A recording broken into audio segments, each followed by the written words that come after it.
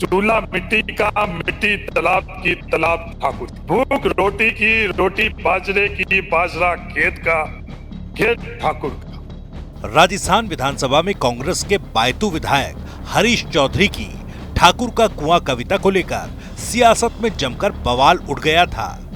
इस कविता को लेकर राजपूत समाज में गहरा आक्रोश दिखाई दिया था।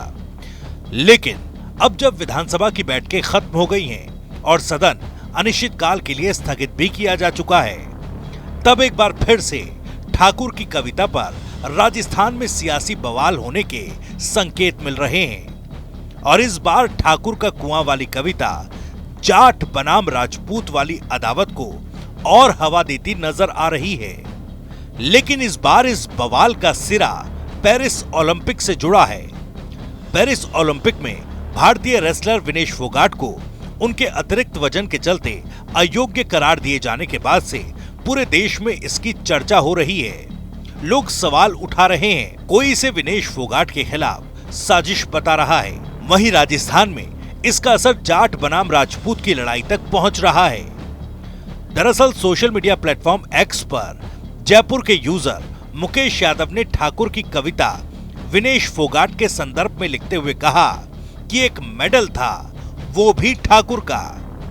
इसके बाद कांग्रेस नेता विश्वेंद्र सिंह के बेटे अनिरुद्ध सिंह ने इस पोस्ट पर जवाब देते हुए लिखा कि जंतर मंतर भी ठाकुर का। चलिए सोशल मीडिया पर इस पोस्ट और पोस्ट पर आए जवाब का संदर्भ भी आपको समझाते हैं। दरअसल पिछले साल जब कई रेसलर्स दिल्ली के जंतर मंतर पर महिला रेसलर्स के साथ हो रहे अत्याचारों के खिलाफ धरने पर बैठे थे, उसमें विनेश फोगाट भी शामिल थी।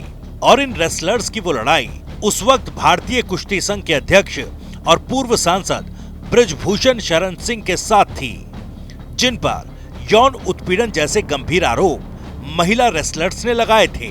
दरअसल ब्रजभूषण शरण सिंह भी ठाकुर वर्ग से ही आते हैं। अब जब विनेश फोगाट को पेरिस ओलंपिक में बड़ा झटका लगा है, तो दरअसल अनिरुद्ध सिंह ने अपने पोस्ट के जरिए ये याद दिलाने की कोशिश की कि जंतर मंतर भी 18वीं शताब्दी में जयपुर के संस्थापक महाराजा सवाई जयसिंह द्वितीय के शासनकाल से जुड़ा है।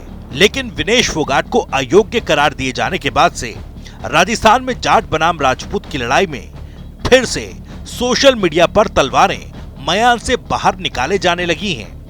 खैर देखना यह होगा कि विनेश फोगाट मामले के बाद राजस्थान में इस अदावत का और कितना असर दिखेगा।